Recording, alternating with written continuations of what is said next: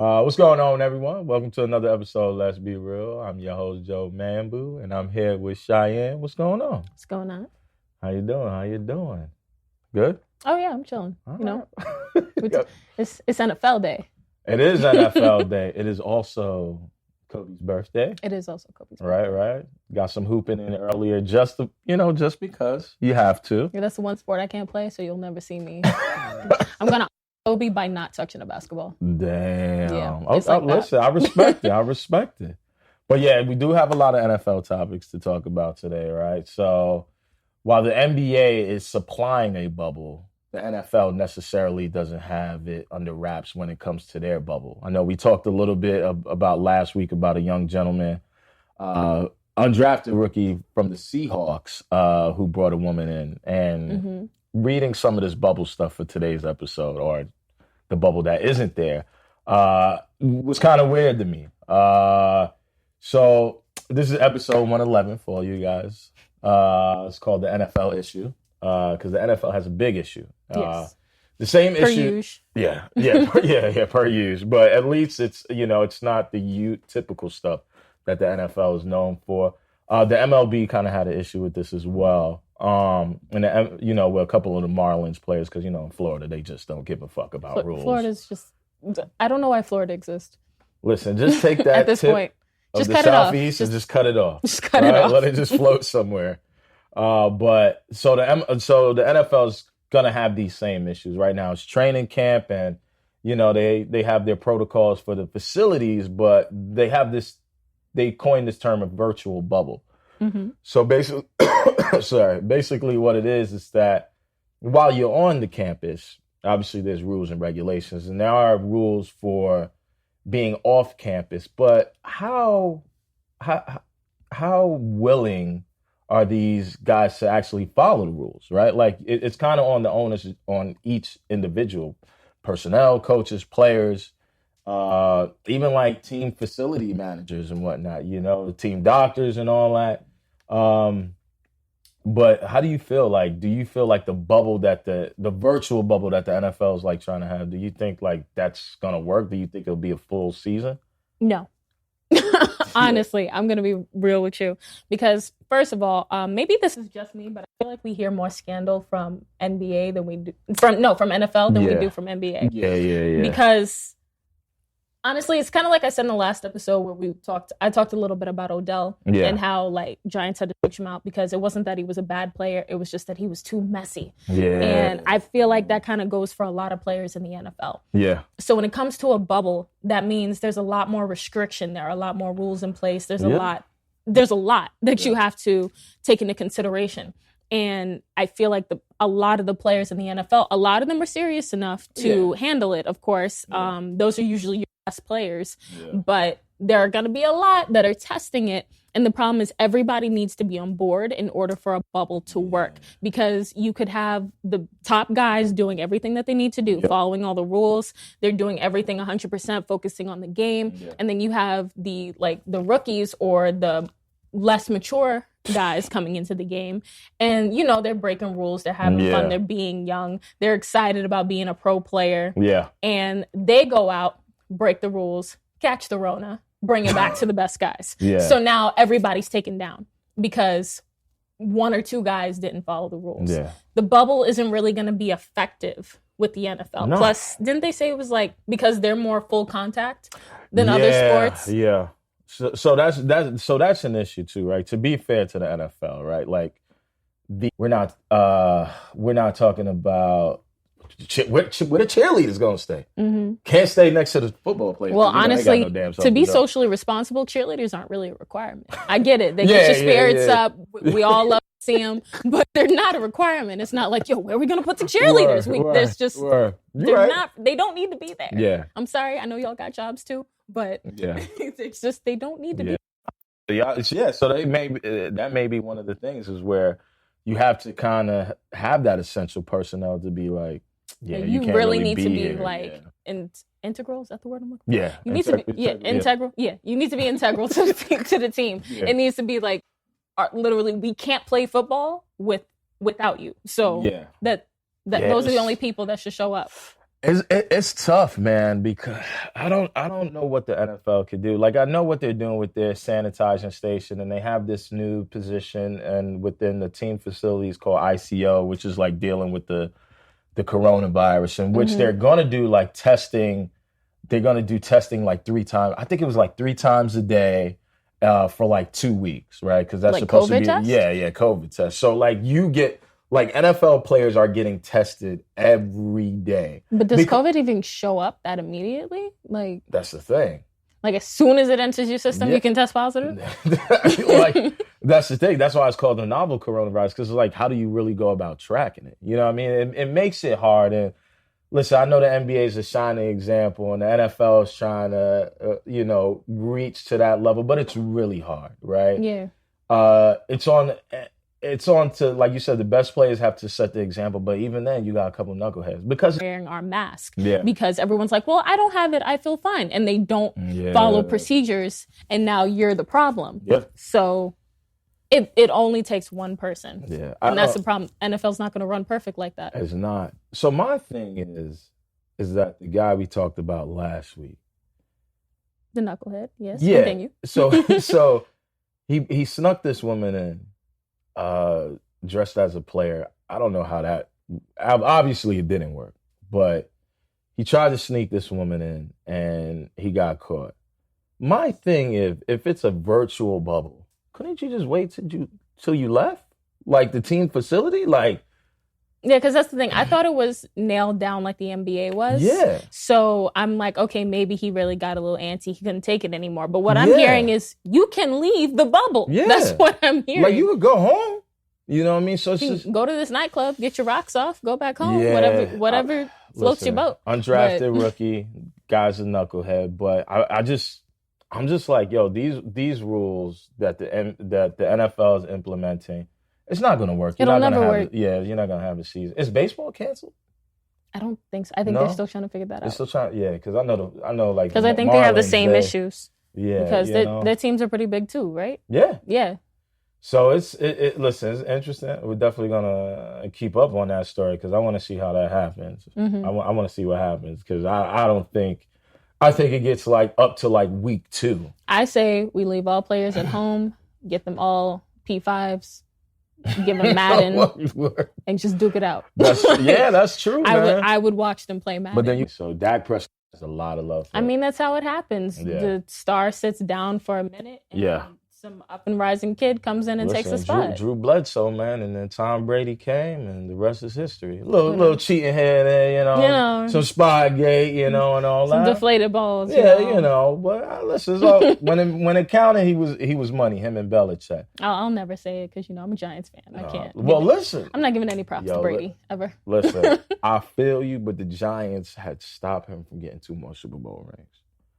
You know what I mean? So I'm saying. The Giants come in when it's clutch. I mean, it hasn't been for come a few in when years. we're needed. We're that hero you don't know you need. What is it? The hero we don't deserve? Yeah, that's us. You know what I mean? So there's a couple things that's going on, right? Like a couple storylines, right? So you got the Dak Prescott situation, then you turn around the Cam Newton thing. That to me is a big one as well, right? Like now it's reported that Jarrett Stidham, who they were talking about running this dual quarterback system in New England. Now, I think if you have 2 quarterbacks that's starting, you have none. Because that means they're not good enough to lead your team. Right. But with Jarrett Stidham being injured, Cam Newton is obviously the starter. His reps has increased in practice. But before all that, did you kind of find it crazy that Cam being an MVP and like just his resume, 3-time Pro Bowler, like, did you find it crazy that he had to actually fight Jarrett Stidham for a starting job? To prove himself. Yeah. Not too crazy, but that could just be my personal opinion. For me, like, you can be a top quarterback. Yeah. You can be a top player. Yeah. And that can change. It's like, for example, like we all know the Manning name. And that's true. The Mannings literally run on the Manning name. The reason Peyton played for so long was because he was a Manning. The reason Eli has played so long is because he's a Manning. Yeah. Eli sucks. Like, we've literally watched him panic in the pocket for the past few years, and we still keep him as a starting quarterback every year. His helmet backwards. He's like, where'd it go? Literally, this man panics on the field, and we're just like, that's Manning. Like, that's. Yeah, we let these guys ride off their name, ride off of what they did in the beginning of their career. Cam is young, though. I know Cam is young. 31 years old. But, like, if it was me, if I was working in the NFL, if I had a say in this, I would always expect players to prove themselves. Okay. Like, I don't care what you did last year. I don't care what you did yesterday. I always talk about, like, if I was a coach, this is why I shouldn't be a coach. Yeah. Because let's say my team made it to the playoffs, right? And it's like, cool, we just won the wild card spot. We're going to the playoffs. We got it. My whole team is popping champagne and they're lit. I'm walking in the locker room. I'm like, what y'all so excited for? We got another game. What? So I feel that's not a Super Bowl ring. I feel you. I don't see championship yet. I need y'all to buckle down and focus. I need you to keep proving yourself because anything can happen. That's true. And then Cam had those series of injuries. He had the shoulder injury, he had the leg injury that kind of marred his last 2 seasons. But before he got injured, like when he came back, he was playing pretty good. Not his MVP level, but he was playing really good. I'm sure. And a quarterback that's still kind of living off of his name is Baker Mayfield. Because, listen, when Odell went to all, when they got Odell and the other guy, the other wide receiver, it was Odell and his friend from, I believe, LSU. I forgot the other receiver name. Mm-hmm. They were talking about the Browns was about to win a Super Bowl. I never gave them Super Bowl. Were they on the come up? Yes. They were a much better team than they've been. Yeah. And even at my old job, this dude was a Browns fan. Even he said, he was like, Really? listen, he was like, I'm not banking on a Super Bowl championship this year, but I'm excited for where we're going. Okay. He's like, maybe in the next few years, they were building a proper team because, over the years, we've seen the Browns make some really dumb picks. Like, it just looked like they didn't want to do better. But it looked like, okay, they're making some right decisions. They're winning some games. Yeah. It was good moves for a better future. But I'm not saying Super Bowl yet. No, they were talking about it, man, because they had the stud at running back and they had the 2 stud wide receivers. And then you had Baker Mayfield, who played really well his rookie season, right? But then the other seasons after that didn't really perform well. Yeah. You know what I mean? They fired, I forgot the coach's name they fired, but then they got, I forgot his name. But this is the problem with the Giants because Odell, he kind of made it clear that he felt like he was a star player playing on a losing team. And he was frustrated with what everyone else was doing. Yeah. But here he was partying, running up fines, stomping on logos, acting out, doing everything you're not supposed to do. Word. He's got a big ego. He has a big head. Yeah. So he's going to leave. I really don't see any loyalty there, especially to the Browns. I feel like he had a little bit more loyalty to the Giants, but to the Browns, no. I think he just like this city. Right, because like you're a star player in like the best, well, maybe not the best place to play football, but one of the best cities to play football in, right? Like, I'm a star wide receiver. You dreamt of this since you were a kid, and you're playing in New York City. You know what I mean? The Giants won 2 Super Bowls. Yeah, you wasn't a part of that. But I think he just was in love with the city. I think he was expecting to come onto this team and to get a Super Bowl championship right out the gate. And then when that didn't happen, he was like, maybe next year. Then that didn't happen. And then he was like, you know what? I hate it here. And they just... Yeah, and they traded him because he was acting out. Yeah. And I can't even be mad about that. Do I miss Odell? Yes. Oh, yeah. The one-handed catches, he was doing the thing for us. But he can't be the only one doing the thing. It's like I told you last week or the week before with the Lakers. The Lakers depend too much on their big names, and they're not building a well-rounded team. That's the problem with a lot of these teams. They focus on their big names. They'd be like, we got Cam Newton. Cam Newton's going to win it all for us. He's not the only dude on the team. They traded DeAndre Hopkins. That was dumb. Yes. They don't know what they're gonna do with Deshaun Watson. Obviously, you signed him, right? Of course. Bill O'Brien, and Big Sherm hates Bill O'Brien. But Bill O'Brien has done a horrible job with the Houston Texans. Which is why Sherm hates Bill O'Brien. Yes, you know what I mean? But a guy that we haven't talked about a lot on this show is J.J. Watts. J.J. Watts, great player, you know what I mean, defensive end, but he's injury prone. for like extended periods of time, right? So if the Texans are going to sign Deshaun Watson, right? Mm-hmm. Like, do you cut J.J. Watts? Like, do you let him go? Because he's not as productive as he once was. He missed a lot of games. I mean, how old is J.J. Watts now? Do we know? Let's see. How old is J.J.? J.J. Watts' age. Let's see. Oh, he's 30. He's still. I mean, 31. That's old in NFL years. Yeah, and he's been. He's about 80. Yeah. I mean, I don't know. I just feel like great player. He does a lot for the city of Houston. But I just feel like, it's time to move on from him, right? Like, you kind of have to revamp that Texas squad. Because the Texans could easily go for a Super Bowl. Like, they could push. They could. I just don't want to see the Texans make the same mistake that most teams make, where it's, this player's done so much for us. They built this name. They built this career, this reputation. Yeah. We need to keep him on the field. It's like I always say, Peyton Manning had bolts in his neck. This man couldn't feel his fingertips, and he was expected to throw a ball. He's our quarterback, and he can't feel his fingertips. Yeah. Where does the ball roll off? He's Joe, like, where does the ball roll off? Like, I'm your fingertips. Like, you need to feel it. You need to know where it's going. He literally won Super Bowl 50 off running game. Yeah. Because this man was just full of injuries. But they kept him because he was a Manning. So I don't want to see the Texans make the same mistake of like, you know what? He's J.J. Watts. You don't win a game with he's J.J. Watts. You win a game with skill. You win a game with putting your team together. And the best ability is availability. Like, if you're not there, we can't go off of what you've done for us. Like you said, if you was a coach, you cut.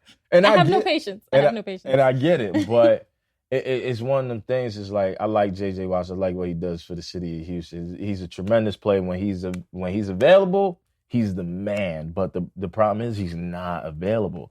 And if you're going to pay that salary, I think it's like $17.2 million for next year. Yeah, that's a little ridiculous, especially when you have to think about your future on the offensive side of the ball with Deshaun Watson. You already let DeAndre Hopkins go. Mm-hmm. Deshaun Watson was unhappy about that, and somebody will throw some money at Deshaun Watson. He's a really good player. Right. You know what I mean? He's not the Lamar Jackson or the Pat Mahomes, but he's on that second tier. My thing is, if you're not currently a Super Bowl team, if you're not currently a winning team, then you need to... out of the ball with Deshaun Watson. You already let DeAndre Hopkins go. Mm-hmm. Deshaun Watson was unhappy about that. And somebody will throw some money at Deshaun Watson. He's a really good player. Right. You know what I mean? He's not the Lamar Jackson or the Pat Mahomes, but he's on that second tier. My thing is, if you're not currently a Super Bowl team, if you're not currently a winning team, then you need to prepare for the future. Like I said, like the Browns were building towards a future. They were not a current Super Bowl team. No one expected them to win last season, but they were doing better. You need to build so that you can become a Super Bowl franchise. Like Patriots were a Super Bowl franchise. They could afford They never looked back. They could afford to fumble a little bit because they had a team. They had a coach that knew how to coach that team. Yeah. They had a plan that they understood. It made sense. I think when it comes down to is like the culture, right? Like obviously like the Patriots and the Spurs, like they're like outliers of like culture in their respective sports. Texans ain't that. And I know Bill O'Brien is from that, Belichick tree, but it's one of them things I'm just like, homie, like you got to do the right thing. And I was really disappointed with that DeAndre Hopkins. He's one of the best wide receivers in the NFL. You giving away for a bag of peanuts? Like, I always want to ask, I want to go behind the scenes and ask these guys, what they know that we don't, because they make some real stupid decisions they when it comes to picking players. Yeah. Like, I see some of these teams let the best ones go and draft the worst ones. And I'm like, who told you to do that? What do you know that I don't know that made you make that move? Listen, and on that note, we talk about Mitchell Trubisky, because I feel like the Bears, they have given him too many chances, right? Yeah. Like, he was not, But you're not going to play forever. So we need to get another quarterback in here with a dope skill set who can train under you so that when your time is up, he can slide into that spot. See, but that's the thing, though. I think Aaron Rodgers got a little bit of that Brett Favre in him, because Brett Favre said it. Like, when Aaron Rodgers when he got drafted, Brett Favre was like, yo, I'm not helping him. Like, Brett Favre was like, fuck him, he's on his own. Yo, I get it can be intimidating, because it's like, by you drafting this man, you're saying that I'm going to leave soon. You're calling me old. If I'm on any job, like, I was on a job where I was the manager. If they brought somebody in that was like, yo, I want to be a manager one day, and all the manager spots are filled, and they're looking at me like, teach me, and I need this job. They're about to take your job. Like, excuse me? Like, I'm like, teach you what? Yeah. How to take my job? This is how like, you that's file your not... purchase orders. It's like, they're all wrong. Now, listen, I feel you, but that's the thing is like, in the NFL, it's like, the thing I don't like about the NFL, the money ain't guaranteed, right? A Yeah. lot of it isn't guaranteed. Even Pat Mahomes' $400 million contract, like it's looks great on paper, but it's not guaranteed. Like, you know, in baseball, everything, basketball, guaranteed. The money is astronomical. But in football, because there are a lot of injuries, and I understand where they put these clauses in, right? These performance clauses and whatnot, and injury clauses, is that money's not guaranteed. So Aaron Rodgers is, you know, especially at the quarterback position, I always feel like you looking over your shoulder. Aaron Rodgers has been a football player for a very long time, has played at a very high level, but his writing is on the wall. So you kind of look at it like, I know he's probably looking at it like, you know what I mean? Like, what's next? So it'd be a great opportunity for the Bears to put a package for Rodgers, right? Because the Bears defense is always solid. But if you got a guy like Aaron Rodgers who could take you over the hump, who knows the division, who can win you that division every year, well, let's say 3 to 5 years, Bears better pull the trigger on that. Right. And let Mitchell Trubisky, because Mitchell's no threat to Rodgers, you know what I mean? I feel like when you're a football player, you need to go into this game knowing that this is not a lifelong career. No. This isn't like, I'm a doctor and I retired when I was 75. Yeah, like, it doesn't work like that. All. It's football. Yeah. Literally, Tom Brady is one of the longest players I've ever seen go. And I thought he would never quit. I'm like, somebody's going to have to sit him down because this isn't how the game goes. Yeah. When you become a football player, I think you should just know that this is a career that will end, and afterwards I'll go on TV. Yeah. I'll become an analyst. I'll do something else. They could be Tony Romo. Everybody loves Tony Romo on CBS, right? Right. But this isn't a game you play until the retirement age of 60-something. Like, this is something you retire early, and you have to have a heart and know that you need to pass that on to a younger player. Somebody else is going to step into your spot. And listen, this was your team for a long time. Don't you want your team to keep winning even after you've left? My thing is this, right? I look at it like you ate and your family ate for 15 plus years, right? Can this man let his family eat? You know what I'm saying? But that's the thing. It's like, all right, Rodgers, you still the man, but yo, put Jordan on, because you ain't always going to be the man. Right. You know what I mean? One more thing. Some Knicks basketball. There's not a lot to talk about because Knicks basketball is always terrible. It was a trap. I knew it. It's too good to be true. Knicks got the number 8 pick. Yes. I don't know the players in the draft who are projected at number 8 for the Knicks, but the Knicks are always horrible. They have made horrible choices as a franchise. I know Leon Rose and the Tom Thibodeau hire will probably be a good thing for the Knicks. Looks like they want to do things a little bit different. But I don't really expect the Knicks to do anything with the number 8 pick. They just don't. I don't expect anything. I don't. Have Dennis Smith Jr. sitting there, and he's not doing anything. But on a future episode, we'll talk more about the draft as we, as the draft is closer. We'll talk about maybe pull the wool over our eyes.